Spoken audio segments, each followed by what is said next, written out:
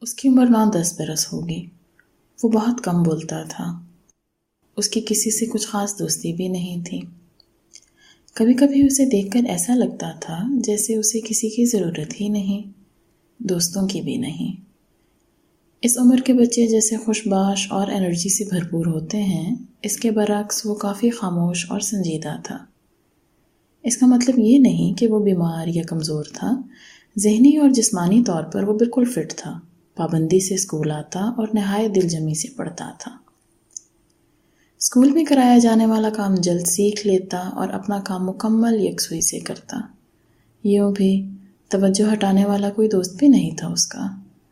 اپنا کام ختم کرتا اور اس کے بعد کبھی کبھار اگر اسے کچھ فارغ وقت مل جاتا تو ادھر ادھر دیکھنے یا کسی سے بات کرنے کے بجائے وہ یا تو اپنا بیگ ترتیب دینے لگتا یا پھر اپنا پینسل باکس نکال کے ڈیسک پر رکھتا اور اپنی پینسلوں کو ایک ہاتھ سے دوسرے ہاتھ میں گھماتا رہتا۔ ایسا کرتے وقت وہ ان پینسلوں کو بہت غور سے دیکھا کرتا تھا۔ کبھی کبھار تو انہیں دیکھ کر ایسے مسکراتا کہ جیسے وہ بے جان پینسلیں نہ ہوں بلکہ کوئی جیتا جاگتا وجود ہو۔ آس پاس کے ماحول سے یکسر بے خبر، سب سے لا تعلق، کھویا کھویا سا۔ کچھ دن سے عجیب بات ہوئی۔ وہ رونے لگا، چپ چاپ، بے آواز، اتنی خاموشی سے کہ پتہ بھی نہیں چلتا تھا کہ رو رہا ہے۔ آنسو تھے کہ ٹپکتے ہی جاتے اور ایسے کہ رکنے کا نام نہ لیتے۔ اس کی چھوٹی سی ناک سرخ ہو جاتی اور پورا چہرہ آنسوؤں سے بھیگ جاتا۔ اس رونے نے اس کی روزمرہ روٹین پر کوئی فرق نہیں ڈالا۔ وہ اسی توجہ سے اپنا کام کرتا اور کام مکمل کرنے کے بعد بالکل پہلے جیسے اپنے بستے یا پینسلوں کو ترتیب دیتا رہتا، البتہ اس کی آنکھوں سے مسلسل آنسو بہتے رہتے۔ دوسرے بچے اس کی طرف اشارے کرتے یا اس کی جانب دیکھتے ہوئے سرگوشیاں کرتے، مگر اس سب سے اسے کوئی فرق نہیں پڑتا تھا۔ اس کی ٹیچر نے کئی بار پوچھا مگر جواب میں خاموشی کے سوا کچھ نہیں ملا۔ ایک دن وہ کچھ زیادہ ہی پریشان تھا۔ وہ کام بھی نہیں کر پا رہا تھا۔ ڈیسک پر کوہنیاں ٹکائے اپنا چہرہ ہاتھوں میں تھامے بس روئے جا رہا تھا۔ اسکول بریک میں جب سب بچے کلاس روم سے باہر چلے گئے تو ٹیچر نے اسے اعتماد دلایا کہ وہ ان سے بات کر سکتا ہے اور اپنی پریشانی ڈسکس کر سکتا ہے۔ وہ اپنی ٹیچر کو غور سے دیکھتا رہا جیسے فیصلہ کر رہا ہو کہ اسے اپنی ٹیچر کو یہ بات بتانی چاہیے یا نہیں۔ پھر اس نے اپنی ٹیچر پر بھروسہ کر ہی لیا۔ پاپا، اس کے رونے میں شدت آ گئی۔ آئی مس پاپا۔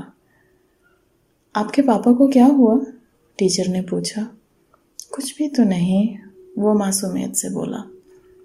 ٹیچر نے سوچا کہ بچے کے والد اس سے دور رہتے ہیں اور یہ ان کو یاد کرتا ہے۔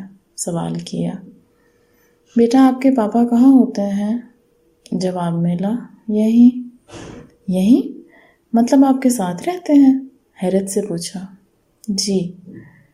کیسی بے بسی تھی اس کے لہجے میں۔ پھر بھی آپ ان کو مس کرتے ہو؟ آنکھیں مسلتے ہوئے اس نے اسبات میں سر ہلا دیا۔ پھر وہ دھیرے دھیرے بولا، پاپا آفس سے آتے ہیں تو بھی بہت بزی رہتے ہیں، مجھ سے تو ایک بات بھی نہیں کرتے، اور جب میں ان سے بات کرتا ہوں تو وہ سنتے ہی نہیں۔ میں ان کو نظر آتا ہوں نا ٹیچر؟ ٹیچر کا دل جیسے کسی نے مٹھی میں جکڑ لیا ہو۔ بیٹا، میں آپ کے پاپا سے بات کروں؟ نہیں، وہ گھبرا گیا۔ وہ بہت غصہ کریں گے، آپ کو ڈانٹیں گے۔ ایک دفعہ جب ماما نے ان سے یہ بات کی تھی تو انہوں نے ماما کو بھی بہت ڈانٹا تھا۔ ٹیچر نے اسے سمجھاتے ہوئے کہا، لیکن بیٹا اس طرح تو آپ بیمار ہو جاؤ گے، اور ٹیچر ہونے کے ناطے ان کے نوٹس میں تو یہ لانا ہی پڑے گا، لیکن آپ فکر مت کرو، وہ مجھے کچھ نہیں کہیں گے۔ ایسا بھی تو ہو سکتا ہے نا کہ میرے سمجھانے سے وہ سمجھ جائیں اور پھر آپ کو اس طرح انہیں مس نہ کرنا پڑے۔ وہ مان گیا۔ ٹیچر نے بچے کے والد کو فون کر کے بلایا۔ جواب ملا کہ وہ بہت مصروف ہیں، اگر کوئی ضروری بات ہے تو بچے کی والدہ کو بلا لیا جائے۔ ٹیچر نے بتایا کہ ضروری ہے یہ بات انہی سے کی جائے۔ اگلے روز وہ آ گئے۔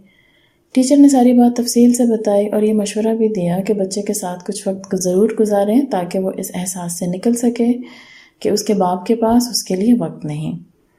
بچے کے والد نے ساری بات سننے کے بعد بس اتنا ہی کہا، ایسے رونا تو نہیں چاہیے، ڈونٹ وری، آج کے بعد وہ کلاس میں نہیں روئے گا۔